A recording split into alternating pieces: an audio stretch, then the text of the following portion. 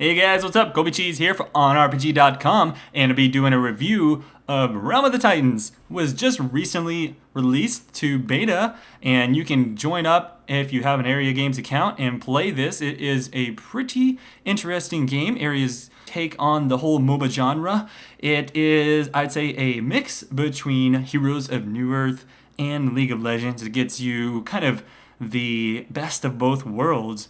This is a game being developed by a Chinese studio that was really big on Dota, so they have a lot of experience in this industry, and so they are doing their best to make this really competitive, and that's kind of the stance that they're going to be doing on this.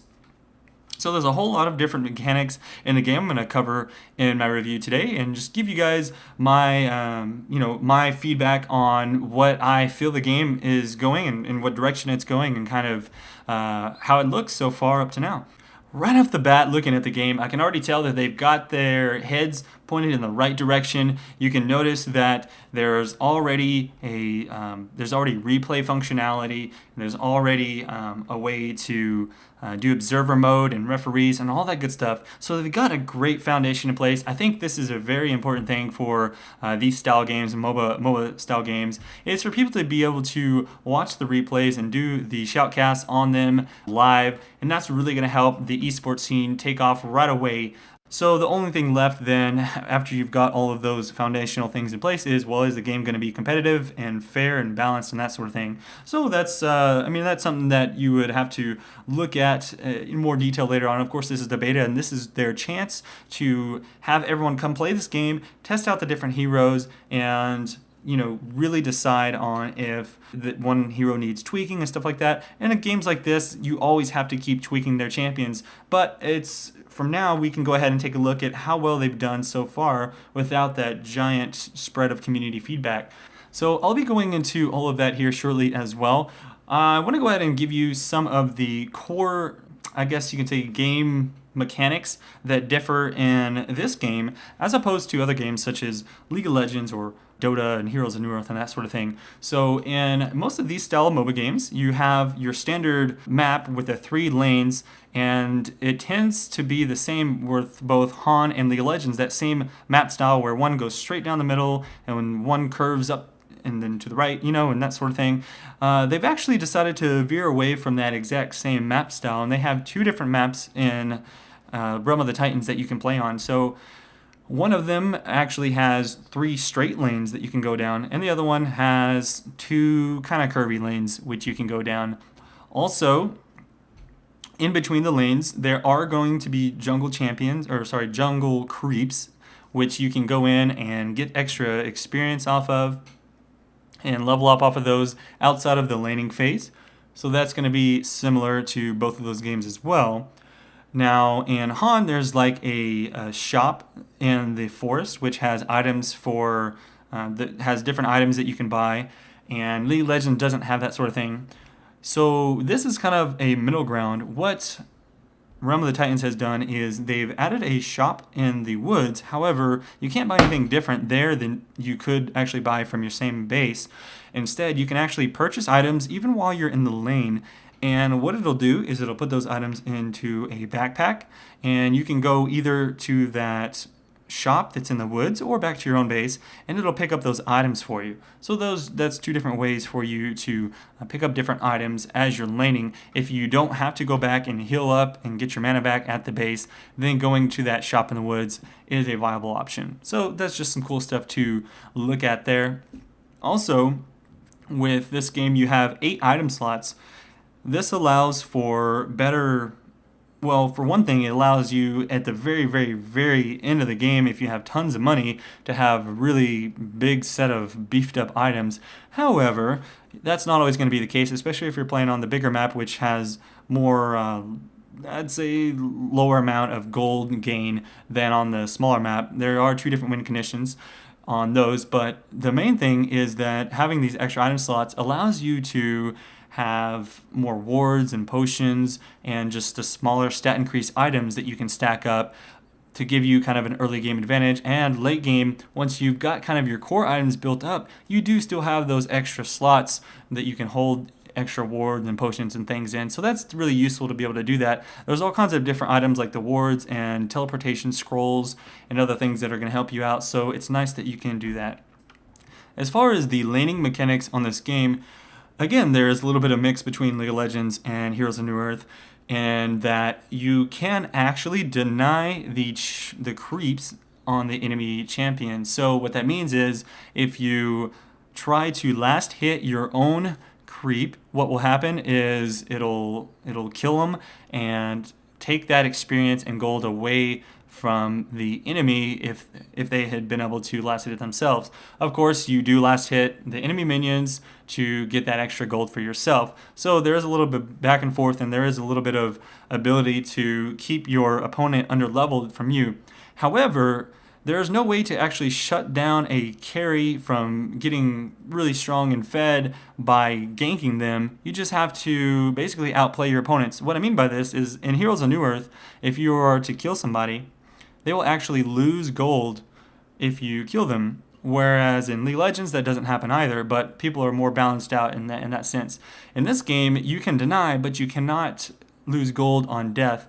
So there is a little bit of a thing to look out for there. Of course, people who are on big killing sprees will give quite a large gold bounty. So that's the best way to kind of come back from somebody having a really good lead on you, is to kill them and shut them down, and you'll get that extra gold, which allows you to kind of catch up on the items at least a little bit. So there are two different maps. I do like that there are different win conditions on the two maps. It's pretty cool. So you're going to have one map which is your standard 3-lane type of setup, and on this one, as you push down the waves and you kill the towers, there's 3 different sets of towers that you can destroy.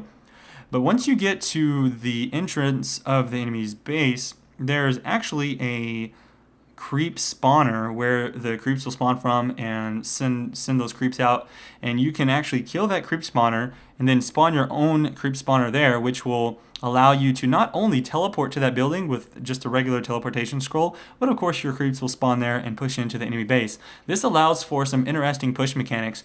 I've had some games where I will have done that on the enemy champions all the way up to their top lane, and at the same time they're doing that all the way down to our bottom lane, and so it's kind of like a base race to try and both defend that bottom area while pushing the top. And so you can do some cool stuff where you buy a bunch of teleportation scrolls and go push that lane and then teleport down to the bottom and try and defend your own base. So there's some really neat stuff you can do there, and I thought it was a really interesting gameplay style to try and do all of that.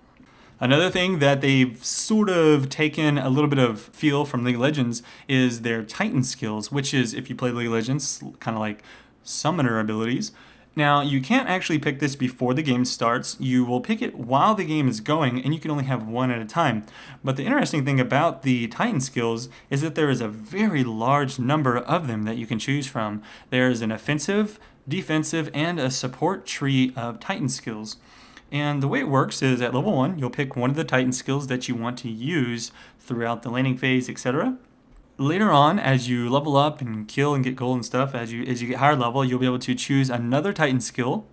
The cool thing is that you can either choose another one or you can just upgrade the one you have. So let's say you choose a Titan skill that gives you lifesteal. It may start off doing about 7.5% lifesteal, but as you get up around rank 4 of that, it may be doing 25% lifesteal. So there's all kinds of different abilities like this. There's a defensive one that you pop the summoner ability, the Titan skill, and it will actually give you a shield, and it'll shield maybe 300 damage, and if the opponent actually breaks that shield, they will be stunned for 1 second afterwards. So some really interesting mechanics. The other thing that's different with these Titan skills is that most of them actually cost mana to use. All of the active ones that are not passive skills do cost mana to use.